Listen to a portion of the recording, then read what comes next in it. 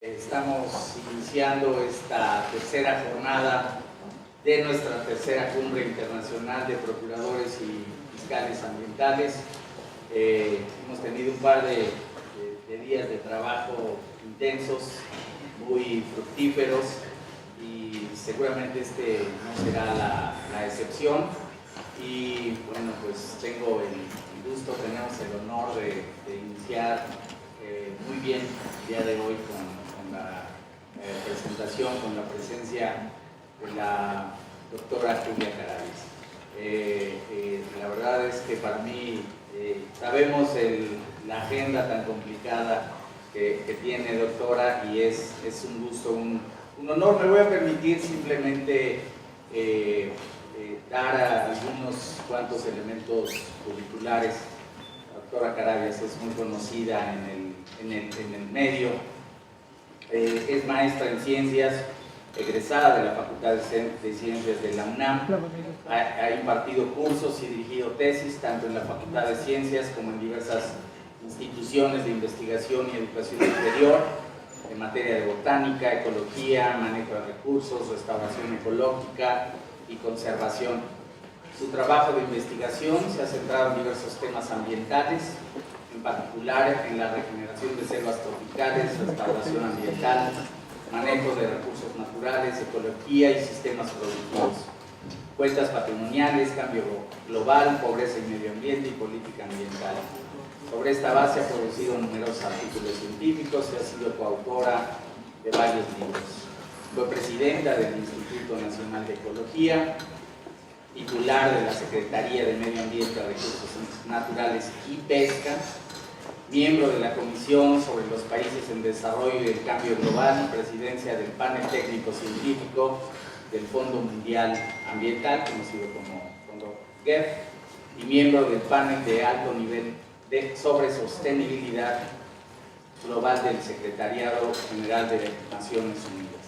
Forma parte de diversos consejos directivos y académicos en organismos tanto nacionales como internacionales. En el año 2000 recibió el premio Getty, otorgado por el World Wildlife Fund. En 2004 recibió el premio internacional Cosmos 2004. En 2005 el NUMA le otorgó el premio Campeones de la Tierra. En 2006 recibió el premio Héroes de la Conservación 2006, otorgado por Nature Conservation. Y en 2011 el reconocimiento Naturaleza, Territorio y Sociedad Alexander von Humboldt, otorgado por la Universidad de Guadalajara. Forma parte del panel multidisciplinario de expertos de la Plataforma Intergubernamental de Biodiversidad y Servicios Ecosistémicos de la ONU. En octubre del 2013 la Universidad Autónoma de Nuevo León le otorgó el doctorado honoris causa. La verdad es un gusto, es un honor que esté aquí la doctora Carabias.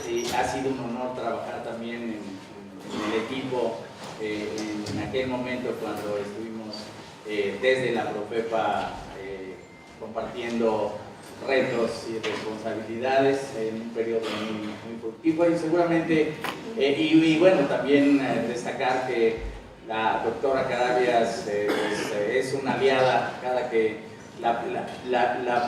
podemos contar con su participación en la PAOT, en el gobierno de la ciudad, y tiene la posibilidad, está con nosotros. Así que, Julia, muchas gracias por permitirnos estar. Muchas gracias, y le cedemos la palabra a la doctora Carabias.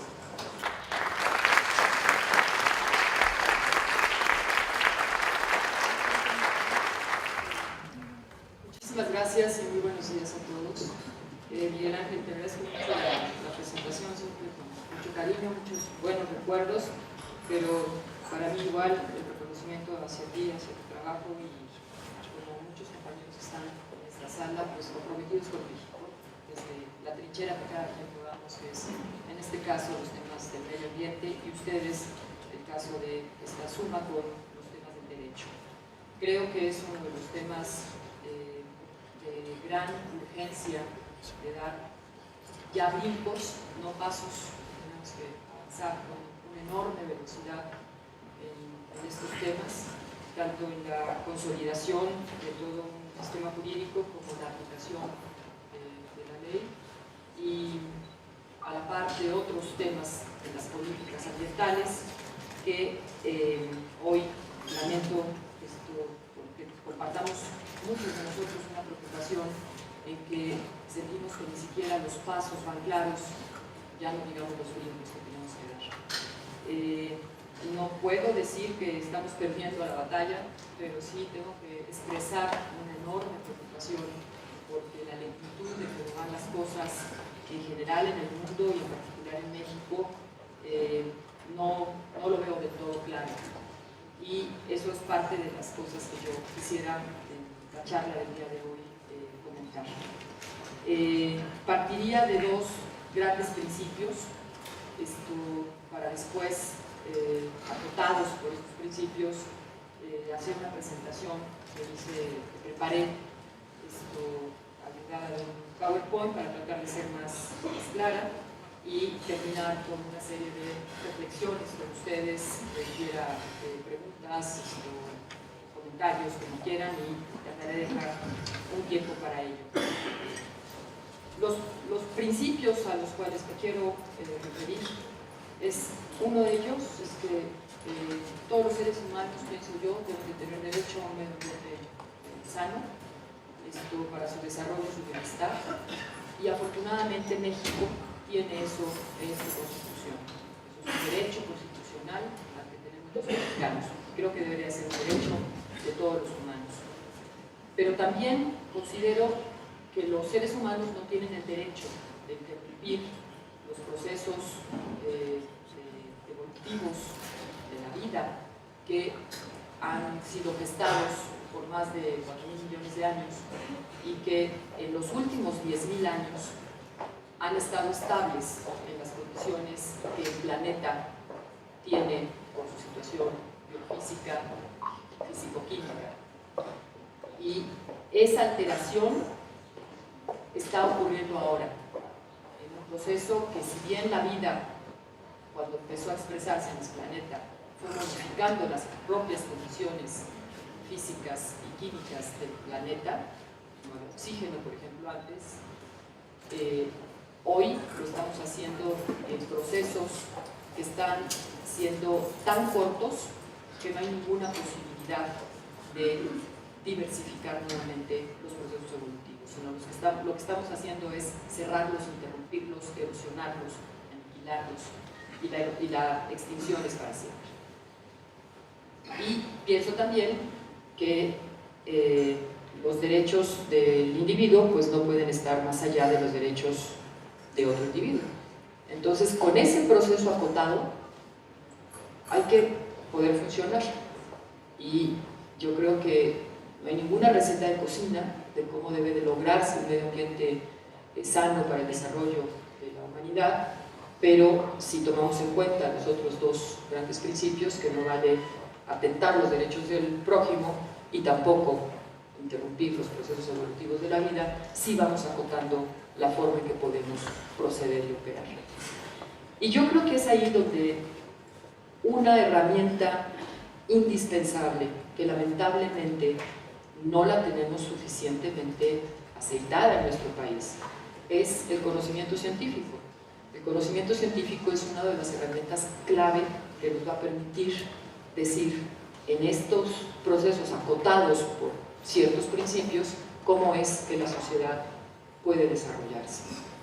Hemos avanzado muchísimo a nivel global en términos de los grandes acuerdos, desde que las primeras reflexiones y preocupaciones de medio ambiente surgen en el seno de las Naciones Unidas en 1972 con la Cumbre de Estocolmo, hasta la última Asamblea General de Naciones Unidas el 25 de septiembre con la aceptación de los Objetivos de Desarrollo Sostenible, que sé que Luis Cuello, me decía Miguel Ángel hace un momento, expuso con ustedes.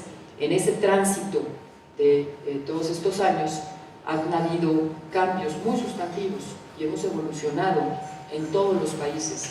Hemos creado instituciones, hemos creado un marco jurídico sólido, y México creo que tiene un muy buen marco jurídico, y muchos de los que están aquí presentes han sido actores clave en distintos momentos para que ese marco jurídico sea un buen marco jurídico de punta, de vanguardia.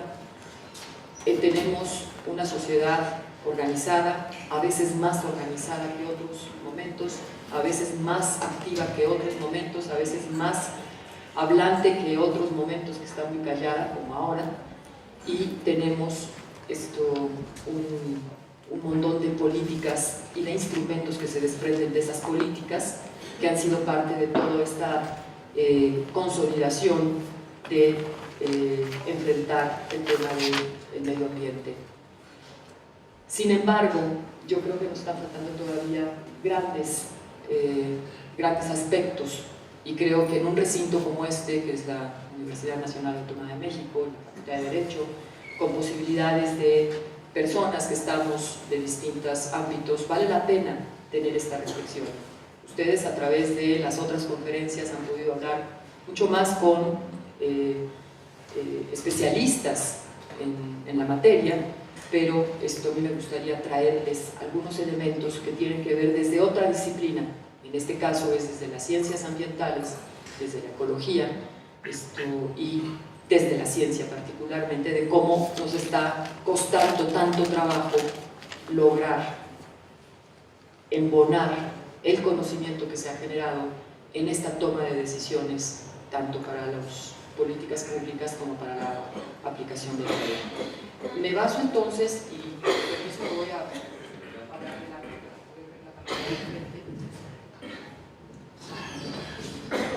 Que está perdido.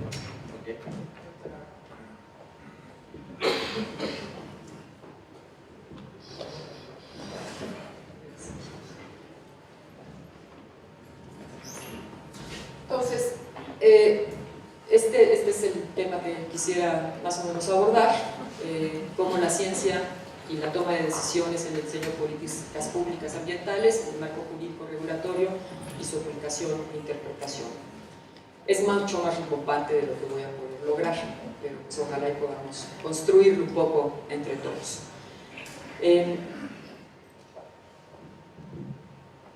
Un primer punto es que sabemos que tenemos una gran cantidad de evidencia científica que nos está diciendo varias cosas. Por un lado, que el desarrollo y el progreso de la humanidad ha tenido un costo muy elevado en el funcionamiento tanto del planeta como de la especie. No teníamos idea hace algunas décadas de cómo los procesos de desarrollo que estábamos gestando estaban interviniendo en el propio funcionamiento del planeta y por lo tanto en el rebote de su vida. La incorporación de una serie de sustancias químicas a la atmósfera ha cambiado la propia atmósfera, cambió incluso la estratosfera, y esto es algo que nunca fue planeado. Y cuando nos damos cuenta es cuando está el problema encima. Quizás el problema más claro que tuvimos en su momento fue la ruptura de la capa de ozono, que empezó a generar problemas muy serios de salud. Y posteriormente lo que tenemos ahora, pues el tema del cambio climático, en donde la atmósfera la estamos modificando con respecto a lo que había sido una atmósfera estable por más de 10.000 años. Esto lo que nos está llevando es que se han transgredido muchos límites biofísicos que mantuvieron en estos 10.000 años al planeta estable. ¿Qué ha generado estos procesos? ¿Por qué ocurrió esto? Tenemos muchas causas indirectas, factores indirectos, fuerzas motrices indirectas, se llaman de distintas maneras, lo comento aquí como causas. El crecimiento poblacional, por supuesto, patrones de consumo y de producción que son insustentables, la falta de políticas públicas y de un marco regulatorio adecuado, una visión muy cortoplacista en la planeación y la falta de una voluntad de los gobiernos para transitar hacia el desarrollo sustentable. Y esto es una situación que nos sigue pasando en todos los países, a pesar de tener cada vez más conciencia de que en efecto hay un problema muy serio de sustentabilidad, y es que todas estas políticas tienen que ser planeadas en el muy largo plazo, pero tienen que empezar ya, y tienen muchos costos al arrancarlas, y estos costos no van a tener réditos positivos en el corto plazo, sino evidentemente en las posibilidades de ver en el futuro. Y los gobernantes no están pensando en el largo plazo. Los gobernantes tienen cuando más periodos de 6 años y esto va generando la forma de la planeación. Muchas veces nos han preguntado, muchísimas, muchas más de las que debieran habernos preguntado gobernantes, bueno, ¿y cuándo va a estallar la bronca? Bueno, pues, no sé, 10 años, bueno, ahí nos vemos. Que el siguiente te atienda, ¿no?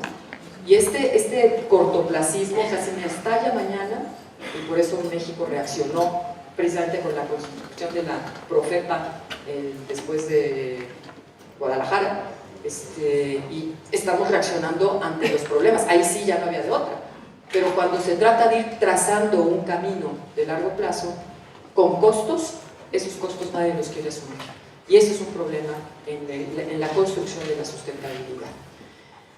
Estos son los factores indirectos, junto con muchos otros, que han rebasado los límites planetarios. Este tema de los límites planetarios es un tema muy discutido, muy debatido, que no está siendo aceptado por las naciones en los acuerdos finales, pero que está puesto todo el tiempo en el lenguaje y en la discusión. El Instituto de Estocolmo precisamente plantea toda la base científica sustentada en los límites planetarios, y en Naciones Unidas está puesto en todos los documentos preparatorios, pero en los documentos de negociación la palabra desaparece. Los objetivos del desarrollo del milenio se basa con una lógica en los límites planetarios, y si ustedes observan el documento final, el concepto desaparece, porque no hay un acuerdo de lo que implica políticamente una cosa que es estrictamente desde el carácter biofísico, y a los países les está dando miedo comprometerse con eso. Por eso es que con estos límites planetarios, en un proceso rebasado, algunos rebasados y otros empezando a rebasarse, es que el premio Nobel Crutzen define que estamos entrando a una nueva era, que es la era del antropoceno. O sea, hemos hecho tal modificación que ya le cambiamos de era al funcionamiento del planeta. Así de ese tamaño es el impacto que está teniendo una de los millones y millones de especies que existen en el planeta. Y eso está expresado aquí, es una gráfica bastante simplificada, por supuesto, de lo que son los límites planetarios. Quizás no la podemos observar muy clara por la luz, pero no importa, no vamos a entrar en detalle de ello. El chiste es nada más observar que dentro de los 9 límites planetarios que tienen que ver con la pérdida de la biodiversidad, el cambio climático, el cambio de uso de suelo, el tema del agua, el tema de los nutrientes, de la acidificación de los mares, etc.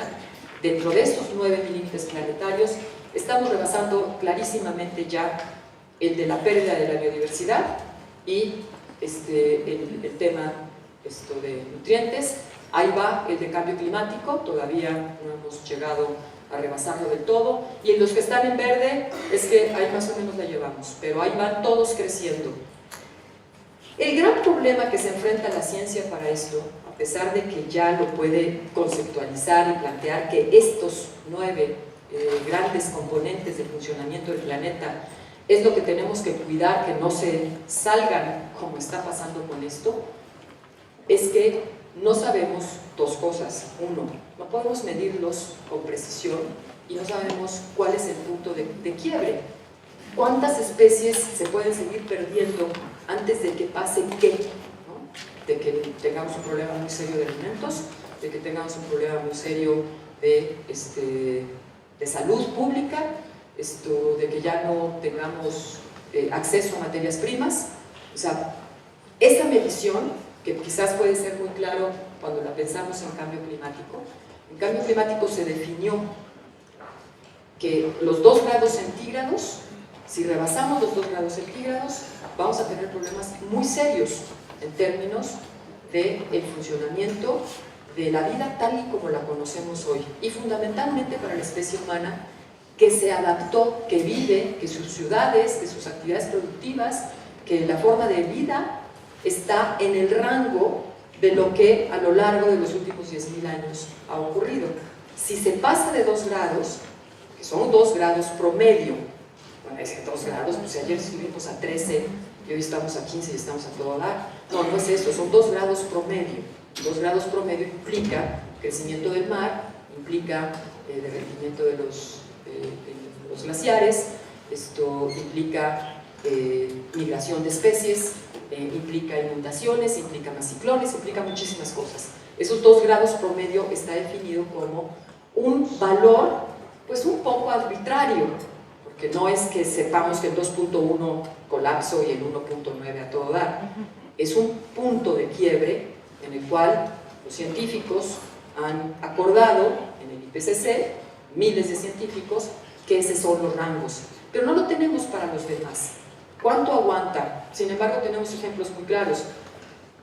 La pérdida de biodiversidad, para que logremos dimensionar su significado, en Europa están teniendo que llevar enjaulados a insectos que liberan al interior de un cultivo para que a la hora de liberarlos esos insectos polinicen, porque ya no hay polinizadores naturales.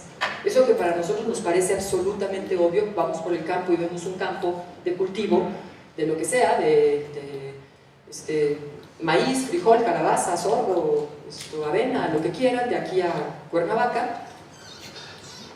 Si está eso es porque hay polinizadores naturales que andan ahí. Esos polinizadores naturales existen porque están los bosques que andan por ahí. Y si esos bosques desaparecen, desaparecen sus polinizadores y desaparecen esos cultivos. A esa dimensión han tenido que llegar regiones en Europa que tienen que trasladar, primero producirlos, trasladarlos, liberarlos y rogarles que hagan su función polinizadora, a ver si les salen. Y eso está generando un problema tremendamente serio en términos de alimentación.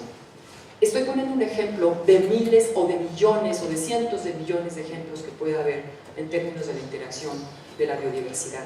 Y es ahí en donde estamos entonces en el problema de rebasar estos límites, pero no sabemos del todo cómo y cuánto.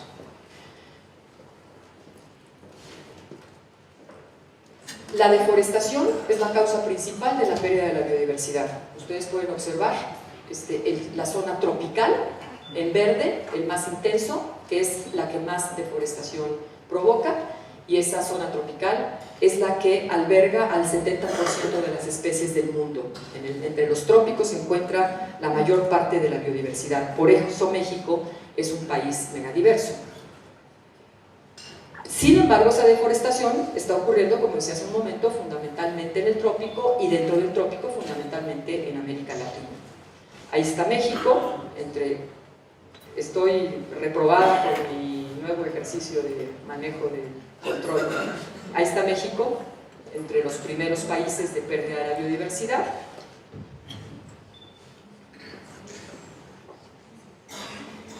Y esa pérdida de biodiversidad y esa pérdida de la cobertura vegetal, cuando se pierde el hábitat, cuando se pierden los bosques, las selvas, los humedales, los desiertos, está poniendo en riesgo a una gran cantidad de especies, que es lo que nos ha provocado esto que les digo de la extinción, como por ejemplo lo tenemos hoy claramente ya demostrado, en donde el 40% de los anfibios está en peligro de extinción. Dentro de las plantas, las gimnospermas son las que están más en riesgo, y el cambio climático está acelerando todos estos procesos. ¡Qué bárbaro! Existe una lista de las especies amenazadas en peligro que desde el punto de vista del instrumento jurídico es muy importante. O sea, todo esto que estoy diciendo se tiene que traducir en algo. Es decir, bueno, a ver, yo mañana tengo que dar un dictamen, tengo que hacer una valoración de si esto fue un delito o no fue un delito. Bueno, ¿cómo le hago? Pues tenemos muchos instrumentos. Entre ellos, muestro la lista roja. En México se traduce en la norma oficial mexicana 59. Entonces, cuando algo está ocurriendo que está afectando a estas listas, pues entonces estamos con posibilidades de decir no, porque nos puede pasar todo esto. Paso más adelante a hablar un poquito más de eso. No solamente eso ocurre en la parte terrestre, en la que he hecho más énfasis, sino también en las pesquerías. Ustedes pueden observar aquí como tenemos pesquerías que están cada vez más en riesgo y cada vez menos potencial en nuestro recurso pesquero. La mayoría están absolutamente en su límite de explotación o ya sobreexplotadas, y esto en el mar pues se está convirtiendo en un problema igualmente muy serio. Los corales, por ejemplo, pues son de las especies, de los grupos de especies que más han sido resentidos, pero podemos ver todos los grupos grandes, las aves, los mamíferos, los anfibios, etcétera, que están en un proceso de decadencia muy importante. En agua, nos está pasando con este recurso una cosa también semejante. Estamos en procesos de estrés hídrico en muchas regiones del mundo, en las que ya están en escasez de agua. Esto es una gráfica del 2005, hay una actualizada que tiene un poco más de manchones rojos, que no la sustituí, pero esto es una tendencia que va cada vez hacia peor. En México podemos, y que sabemos también que estas tendencias están a la alta, cada vez más consumo de agua en la agricultura, en la industria, en el consumo humano. Y este agua se está extrayendo, por ejemplo, en el caso de México, en donde el agua mexicana se precipita fundamentalmente en la zona del sureste. Cerca del 80% del agua de México cae en el 20% del territorio, en donde hay 20% de la población y 20% de la economía, a grandes rasgos para podernos acordar bien de esto. Mientras que el 20% del agua cae en el 80% del territorio, donde está el 80% de la economía y el 80% de la gente. Tenemos un problema de estrés hídrico en una parte muy importante de nuestro país, que estamos utilizando los acuíferos y están esos acuíferos sobreexplotados. Y además, las cuencas están fuertemente contaminadas. Podemos observar aquí los colores más intensos de las zonas más contaminadas.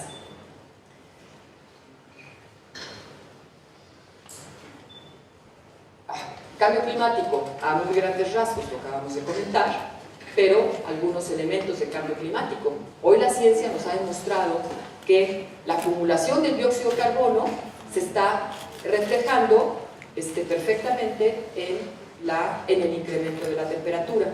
Por lo tanto, no es un asunto de cambios naturales del planeta, de ciclos, grandes ciclos solares, es un tema en que la sociedad está poniendo mucho más gases de efecto invernadero en la atmósfera de lo que la atmósfera en sí mismo puede soportar, y ya tenemos las evidencias durante el siglo XX en que en las zonas polares las temperaturas se incrementaron de manera muy sustantiva, que dio origen a muchas cosas, entre ellas la pérdida de los glaciares, por ejemplo, y muchos temas que no abordo más porque seguramente están mucho más empapados de esta literatura, y si no, de aquí a diciembre van a encontrar muchas cosas. Cualquiera de las documentales, películas les va a dar mucha información sobre estas evidencias científicas que se están demostrando claramente en el incremento de los huracanes. Podemos ver cómo entre el color amarillo y el color rojo es el cambio que ha habido de estos huracanes, y en todos los casos, en todos los grandes océanos se han incrementado de manera muy importante. Y eso ha generado pues un problema muy serio asociado a inundaciones y a sequías que van incrementándose a lo largo del tiempo. El tema de la capa de ozono, la ruptura de la capa de ozono, que con la incorporación de los gases de efecto invernadero, los clorofluorocarbonados, fuimos rompiendo la capa de ozono fundamentalmente en la Antártida. Es la única historia de éxito que podemos contar. Esta es una historia de éxito porque la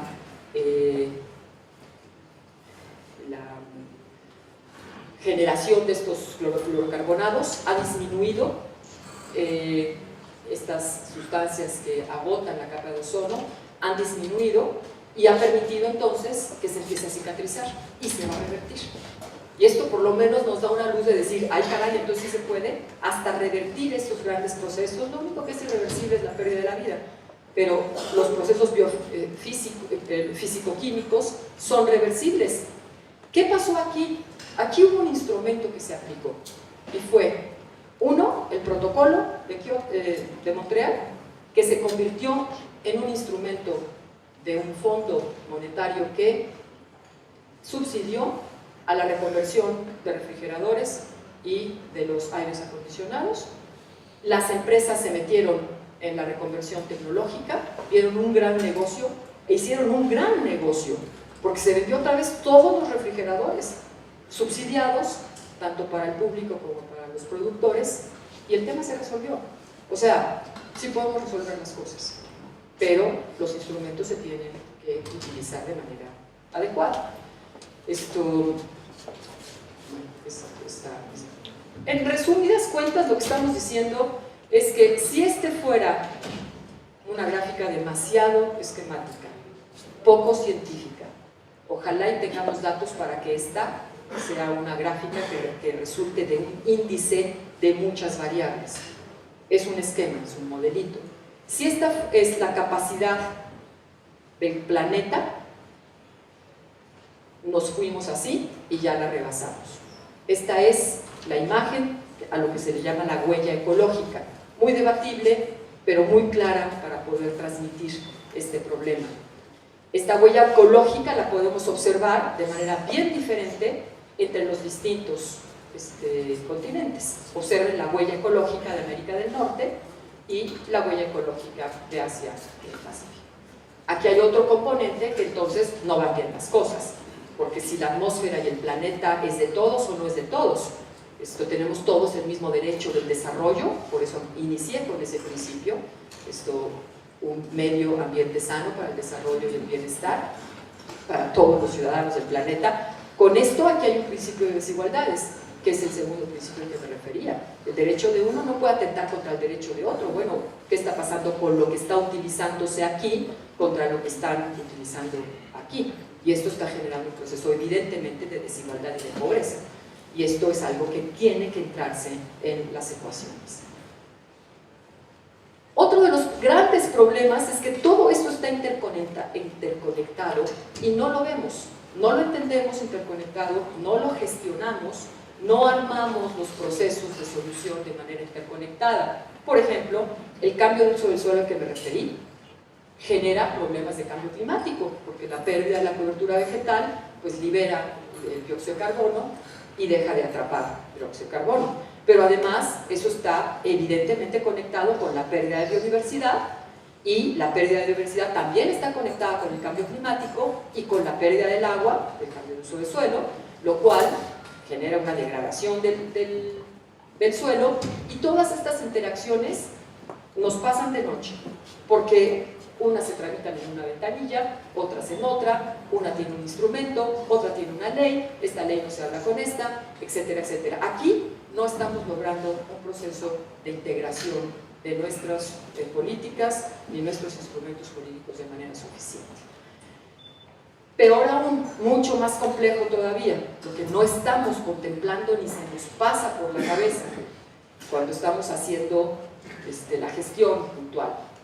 Veamos este ecosistema del trópico húmedo, la selva más rica de México, en el caso de la selva de la Candona, donde tenemos la mayor biodiversidad. Observemos dentro de ella, está colocada ahora aquí, una interacción dada por uno de los arbolitos que andan aquí, medio perdidos, que es es una cecropia, se le llama nombre común el guarumbo, la cual sus frutos alimenta a los murciélagos y a las guacamayas, sus hojas alimentan a los monos y a las larvas, viven dentro de ella las hormigas que le permiten que esté limpio su tronco para que las plantas trepadoras no se suban y no la afecten, y estas están dispersando las semillas para que vuelvan a crecer y ahí la llevan, y ese es el ciclo de una especie. Pero si nosotros quitamos, ya me fui dos, si quitamos una especie, las guacamayas, nos dicen, ay, pero ¿por qué se preocupan tanto por las guacamayas? Digo, están bonitas, pero no es para tanto, ¿no? Bueno, ok, vamos a ver. En el caso de esta, pues la dispersión de una especie va a ser afectada Si quitamos a los murciélagos porque son horrorosos y generan quién sabe cuántos sustos, pues entonces la dispersión de esa especie se acabó, por lo tanto no va a poder germinar, no va a poder establecerse en otros lados. Si desaparece esa especie, desaparecerá el alimento de los monos, de las larvas, y obviamente si desaparece el ecosistema, pues vamos a tener un problema muy serio con los servicios ambientales. Servicios ambientales que nos están dando servicios ambientales de provisión, de regulación, de abastecimiento, de culturales. No quiero entrar mucho en detalle con estos, pero cada uno de estos ecosistemas nos está otorgando a la sociedad, gracias a su funcionamiento, con que funcione como vimos hace un momento, con una y otra interacción, es lo que nos permite a nosotros tener el oxígeno, el agua, la madera, los polinizadores, la regulación del clima, evitar la erosión, disminuir, controlar las inundaciones, etcétera, etcétera. Eso nos los proporcionan los ecosistemas simplemente por estar, por ser, por existir. Esos servicios ambientales obviamente nos generan un cierto bienestar que tiene que ver con la seguridad alimentaria, el tema cultural, etcétera, pero si los perdemos, pues generamos un proceso de pobreza y de degradación que está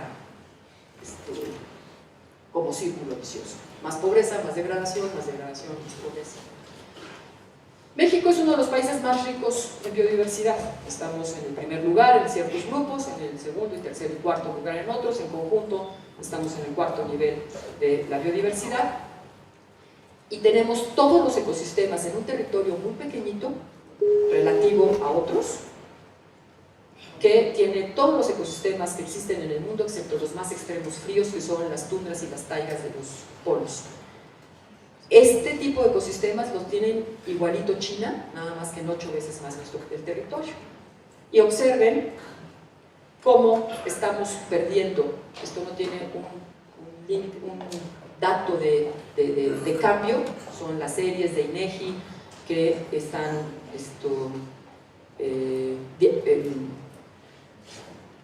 móviles aquí, expresadas de una manera gráfica en movimiento, en la cual podemos observar, simplemente agarremos lo que hemos estado hablando del trópico, el trópico que tenía 12 millones de hectáreas desde el sur de Tamaulipas, tenemos apenas ahora 1 millón escaso en la selva de la Candona y en los Chimalatas. Todo lo demás se convirtió en agricultura, ganadería, de bajísimo rendimiento, y no casualmente se fue a uno de los estados más pobres de la República, el estado de Veracruz.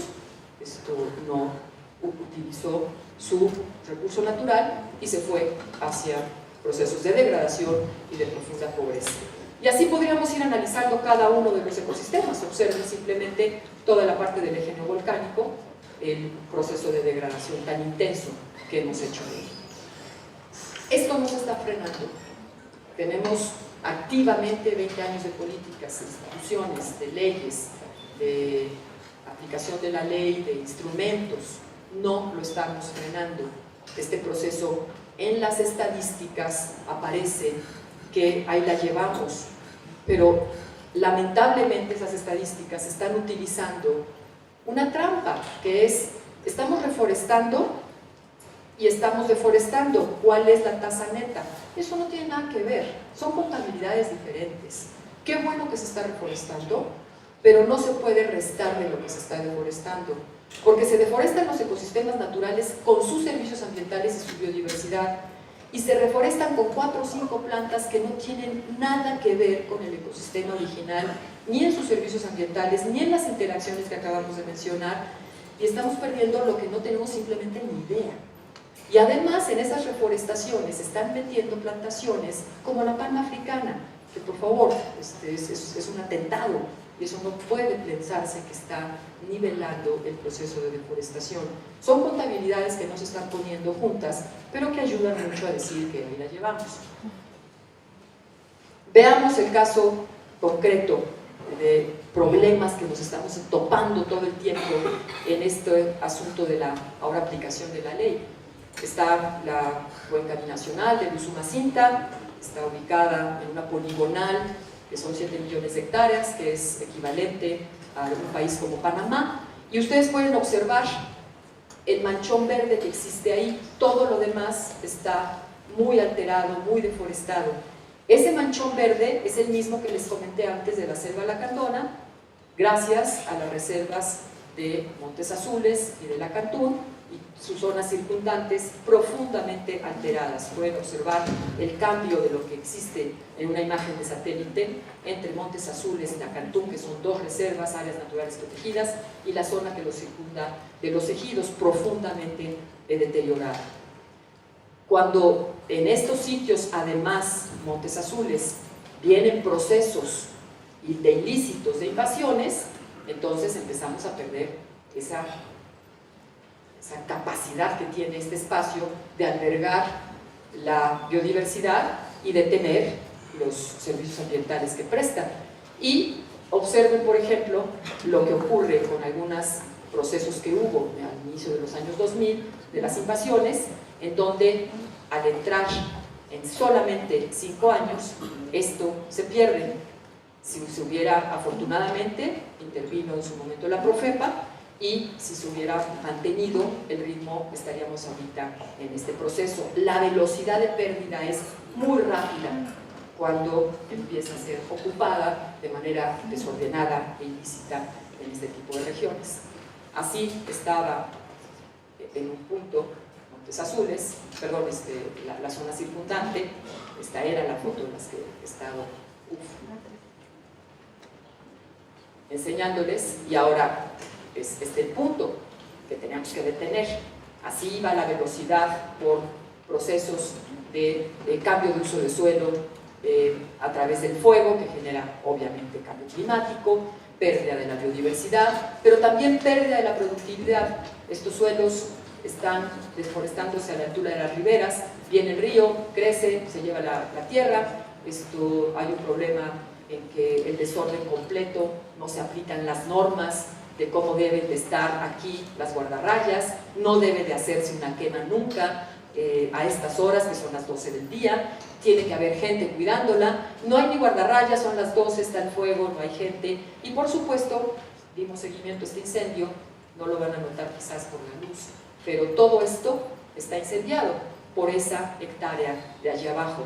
Es un ilícito lo que está ocurriendo, es un atentado contra los recursos naturales que son propiedad de unas comunidades. Estas están invadidas y esto es un patrimonio natural de la nación que está bajo una reserva. Hay todo un marco jurídico aquí, pero la falta de la aplicación de la ley es un problema muy serio. Cuando se han denunciado algunas de estas invasiones, se han detenido a las personas y se ponen en el Ministerio Público, invariablemente por un tema de consideración de indígenas y pobreza, el fallo es a favor de quien fue el infractor, y esto ha erosionado profundamente a la ley ambiental. No tenemos, en el caso de esta zona del sur del país, en donde está claramente un proceso de pérdida de los recursos naturales muy acelerado, no estamos teniendo la aplicación de la ley. Está prohibido todo lo que acabo de mencionar aquí. Está prohibido usar el fuego así, está prohibido cambiar el uso del suelo sin impacto ambiental, está prohibido invadir una área natural protegida, que además es propietaria de otra comunidad indígena. Está prohibido hacer el cambio de uso del suelo y establecer un nuevo poblado, y sin embargo eso nos está pasando todos los días. Voy a pasar estas más rápido para terminar. Entonces, es evidente que la pobreza está acentuándose también con el deterioro de los recursos naturales, que el derecho humano a un ambiente sano y el acceso al agua, porque están consagrados en la Constitución mexicana, se están violando. Muchos otros derechos humanos han sido establecidos ya en los tratados internacionales, de los que el Estado mexicano es parte y no se están cumpliendo. Y afortunadamente la Suprema Corte ha incluido 30 tratados vinculados con el tema ambiental y vinculados a los límites planetarios. Y aquí hay una fuente enorme de potencialidades para seguir profundizando en ellas. Hay ya casos de la Corte que ha fallado favorablemente al medio ambiente, y el caso Tulum es un caso absolutamente emblemático que no ha aplicado la Profepa. La Profepa no ha procedido a lo que la Suprema Corte definió, y esto es un tema que otra vez deja erosionado el asunto. Sin embargo, el tema como está avanzando la Suprema Corte, yo considero que es esto realmente excepcional. En México no teníamos antecedentes de ello. Logramos sacar con una dificultad enorme de entendimiento entre el ministro Cosío, José Sarucán, su servidor Antonio Bolívar, un pequeño manual que es la defensa legal contra los delitos ambientales, y logramos entendernos entre biólogos y abogados para tener un manualito que la ciudadanía pueda decir y saber cuál es la entidad responsable para ejercer el derecho del medio ambiente sano.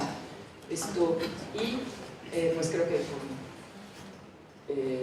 los retos prioritarios que tenemos en este sentido es detener la pérdida de la biodiversidad, la degradación de la tierra, lograr un acceso sustentable al agua, calidad y cantidad, lograr la seguridad alimentaria que incluye agricultura sustentable y pesca responsable, valorar los derechos ambientales, la construcción de una economía baja en carbono y la disminución de la pobreza y de las desigualdades. Esto ya está más acotado de los 3 principios grandes que les decía, pero todo ello requiere de ciencia. Lamentablemente no tenemos claro estos procesos de interfaz entre la generación de la ciencia y la toma de las decisiones. Estos espacios en México realmente no existen, son muy formales y no están fluyendo para nada. Las autoridades pueden o no escuchar a la sociedad, pueden o no escuchar a los científicos, y no tienen un costo de no hacerlo.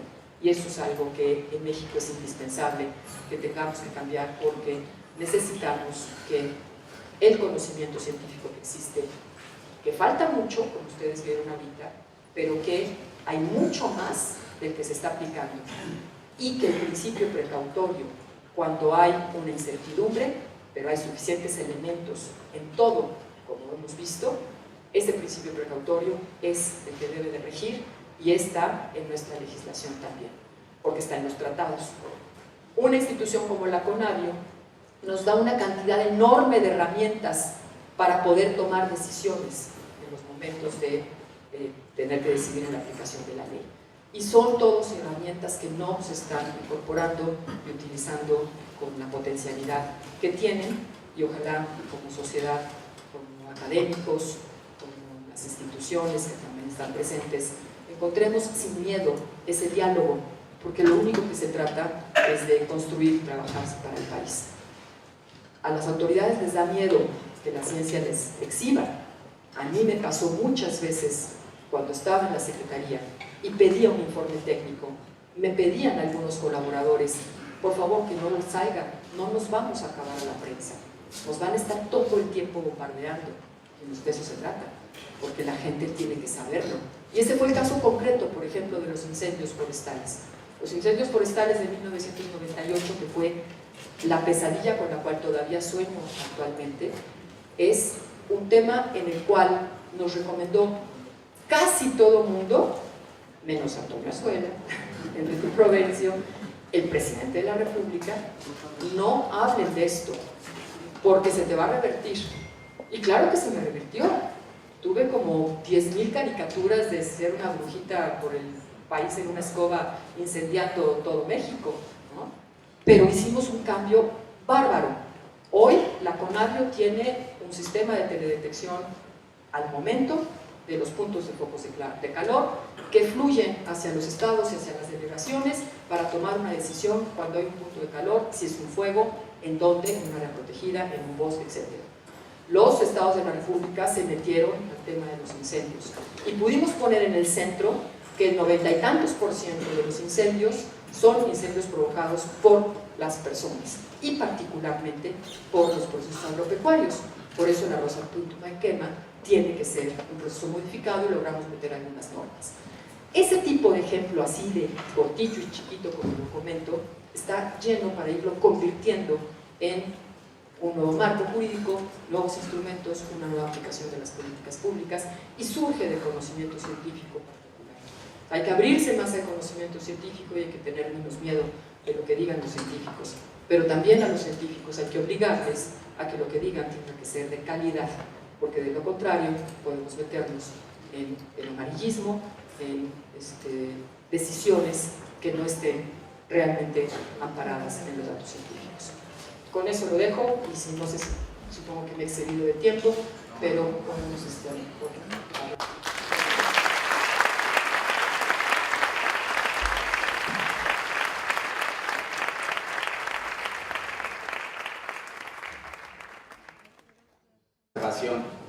Su trabajo de investigación se ha centrado en diversos temas ambientales, en particular en la regeneración de selvas tropicales, restauración ambiental, manejo de recursos naturales, ecología y sistemas productivos, cuentas patrimoniales, cambio global, pobreza y medio ambiente y política ambiental. Sobre esta base ha producido numerosos artículos científicos y ha sido coautora de varios libros. Fue presidenta del Instituto Nacional de Ecología, titular de la Secretaría de Medio Ambiente, Recursos Naturales y Pesca, miembro de la Comisión sobre los Países en Desarrollo y el Cambio Global y presidencia del Panel Técnico Científico del Fondo Mundial Ambiental, conocido como Fondo GEF, y miembro del panel de alto nivel sobre sostenibilidad global del Secretariado General de Naciones Unidas. Forma parte de diversos consejos directivos y académicos en organismos tanto nacionales como internacionales. En el año 2000 recibió el premio Getty, otorgado por el World Wildlife Fund. En 2004 recibió el Premio Internacional Cosmos 2004. En 2005 el NUMA le otorgó el premio Campeones de la Tierra. En 2006 recibió el premio Héroes de la Conservación 2006, otorgado por Nature Conservation. Y en 2011 el reconocimiento Naturaleza, Territorio y Sociedad Alexander von Humboldt, otorgado por la Universidad de Guadalajara. Forma parte del panel multidisciplinario de expertos de la Plataforma Intergubernamental de Biodiversidad y Servicios Ecosistémicos de la ONU. En octubre del 2013 la Universidad Autónoma de Nuevo León le otorgó el doctorado honoris causa. La verdad es un gusto, es un honor que esté aquí. Sentimos que ni siquiera los pasos van claros, ya no digamos los brincos que tenemos que dar. No puedo decir que estamos perdiendo la batalla, pero sí tengo que expresar una enorme preocupación porque la lentitud de cómo van las cosas en general en el mundo y en particular en México no lo veo del todo claro. Y eso es parte de las cosas que yo quisiera en la charla del día de hoy comentar. Partiría de dos grandes principios, para después, acotados por estos principios, hacer una presentación que preparé ayudada de un PowerPoint para tratar de ser más clara y terminar con una serie de reflexiones con ustedes, requiera preguntas, comentarios, como quieran, y trataré de dejar un tiempo para ello. Los principios a los cuales me quiero referir, uno de ellos es que todos los seres humanos, pienso yo, deben de tener derecho a un medio ambiente sano, para su desarrollo y su bienestar, y afortunadamente México tiene eso en su Constitución. Eso es un derecho constitucional al que tenemos los mexicanos. Creo que debería ser un derecho de todos los humanos. Pero también considero que los seres humanos no tienen el derecho de interrumpir los procesos evolutivos de la vida que han sido gestados por más de 4.000 millones de años y que en los últimos 10.000 años han estado estables en las condiciones que el planeta tiene por su situación biofísica, físico-química. Y esa alteración está ocurriendo ahora, en un proceso que, si bien la vida, cuando empezó a expresarse en nuestro planeta, fue modificando las propias condiciones físicas y químicas del planeta, como el oxígeno, por ejemplo, antes, hoy lo estamos haciendo en procesos que están siendo tan cortos que no hay ninguna posibilidad de diversificar nuevamente los procesos evolutivos. sino lo que estamos haciendo es cerrarlos, interrumpirlos, erosionarlos, aniquilarlos, y la extinción es para siempre.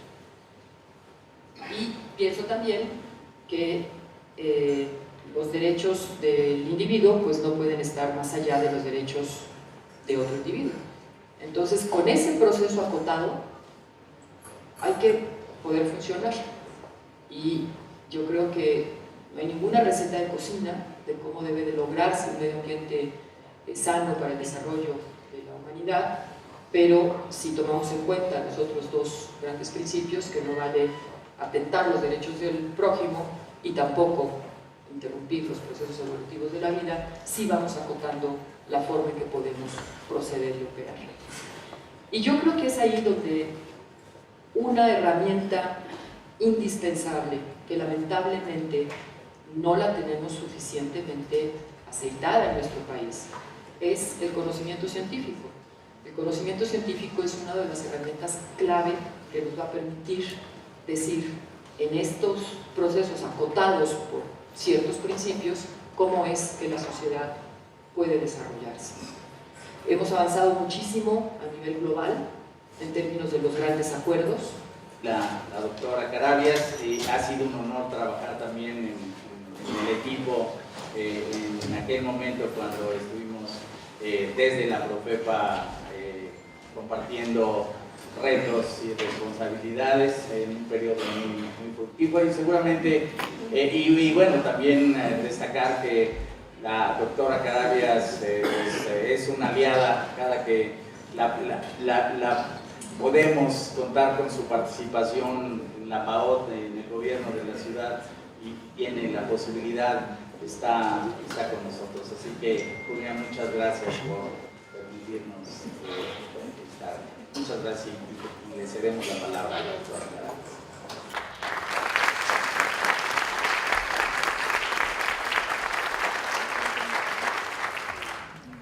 Muchísimas gracias y muy buenos días a todos.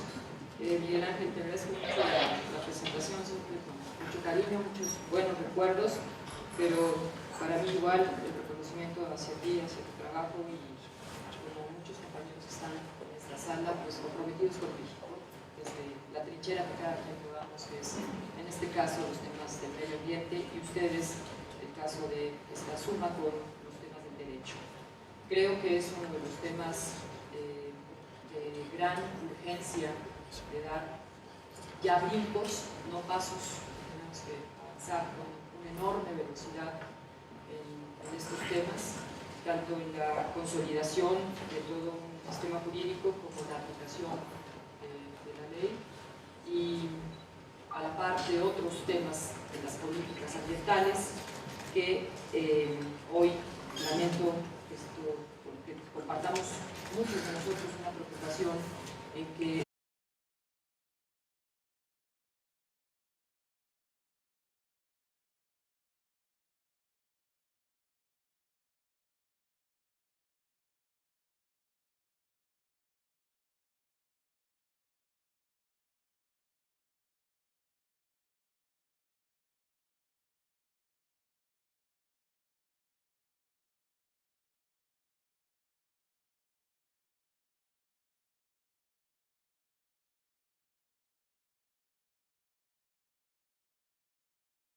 estamos iniciando esta tercera jornada de nuestra tercera cumbre internacional de procuradores y fiscales ambientales.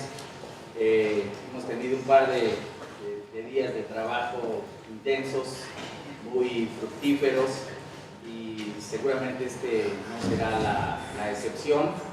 Y bueno, pues tengo el gusto, tenemos el honor de iniciar muy bien el día de hoy con la presentación, con la presencia de la doctora Julia Carabias. La verdad es que para mí, sabemos la agenda tan complicada que tiene, doctora, y es un gusto, un honor. Me voy a permitir simplemente dar algunos cuantos elementos curriculares. La doctora Carabias es muy conocida en el medio. Es maestra en ciencias egresada de la Facultad de Ciencias de la UNAM. Ha impartido cursos y dirigido tesis tanto en la Facultad de Ciencias como en diversas instituciones de investigación y educación superior en materia de botánica, ecología, manejo de recursos, restauración ecológica y conservación.